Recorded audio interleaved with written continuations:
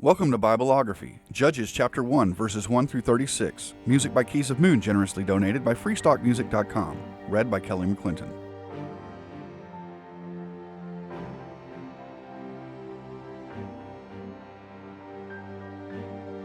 After the death of Joshua, the Israelites asked the Lord, "Who of us is to go up first to fight against the Canaanites?" The Lord answered, "Judah shall go up. I have given the land into their hands."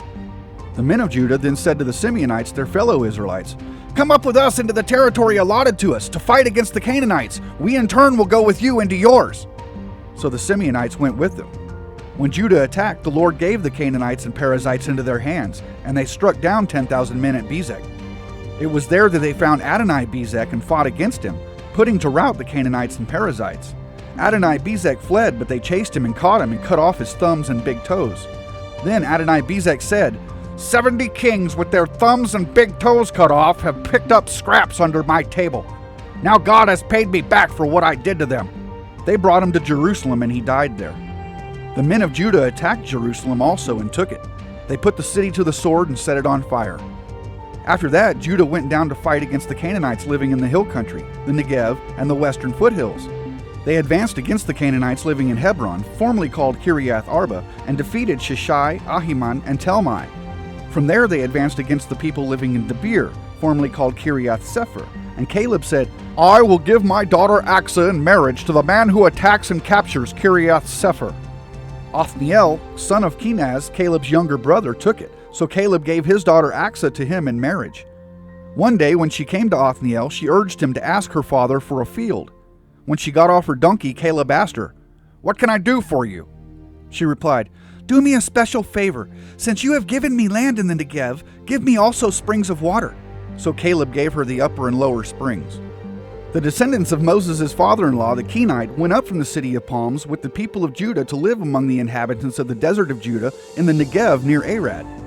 Then the men of Judah went with the Simeonites, their fellow Israelites, and attacked the Canaanites living in Zephat and totally destroyed the city. Therefore it was called Hormah.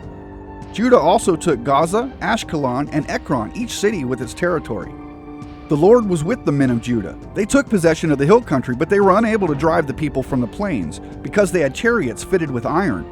As Moses had promised, Hebron was given to Caleb, who drove from it the 3 sons of Anak.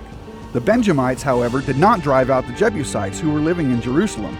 To this day, the Jebusites lived there with the Benjamites. Now the tribes of Joseph attacked Bethel, and the Lord was with them. When they sent men to spy out Bethel, formerly called Luz, the spies saw a man coming out of the city, and they said to him, "Show us how to get into the city, and we will see that you are treated well." So he showed them, and they put the city to the sword, but spared the man and his whole family. He then went to the land of the Hittites, where he built a city and called it Luz, which is its name to this day. But Manasseh did not drive out the people of Beth-shan, or Tanakh, or Dor, or Ibleam, or Megiddo, and their surrounding settlements, for the Canaanites were determined to live in that land. When Israel became strong, they pressed the Canaanites into forced labor, but never drove them out completely. Nor did Ephraim drive out the Canaanites living in Gezer, but the Canaanites continued to live there among them. Neither did Zebulun drive out the Canaanites living in Kitron or Nahalal. So these Canaanites lived among them, but Zebulun did subject them to forced labor.